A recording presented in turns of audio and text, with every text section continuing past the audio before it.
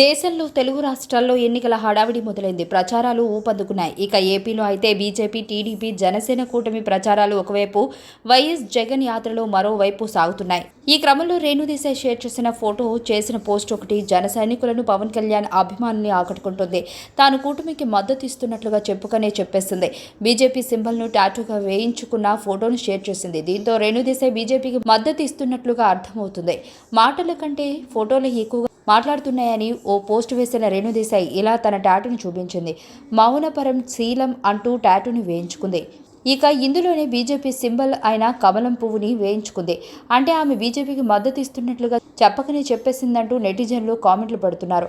ఇక ఈ పోస్టు చూసి జన సైనికులు, పవన్ కళ్యాణ్ ఫ్యాన్స్ సైతం ఫుల్ ఖుషి అవుతున్నారు. మరి రేణుదేశాయ్ చేసిన ఈ పోస్ట్ ఉద్దేశం ఏంటనేది ఆమె చెబితేనే క్లియర్గా తెలుస్తుంది. ఈ ఎన్నికల్లో మోడీ, బీజేపీకి సపోర్ట్ ఇస్తున్నాను, ఏపీలో కూటమికి సపోర్ట్ ఇస్తున్నానని మాత్రం రేణుదేశాయ్ ఎక్కడా క్లియర్గా చెప్పలేదు. కానీ నెటిజన్లు మాత్రం ఆ టాటూని, ఆ కమలం గుర్తుని చూసి అంతా అనేసుకుంటున్నారు.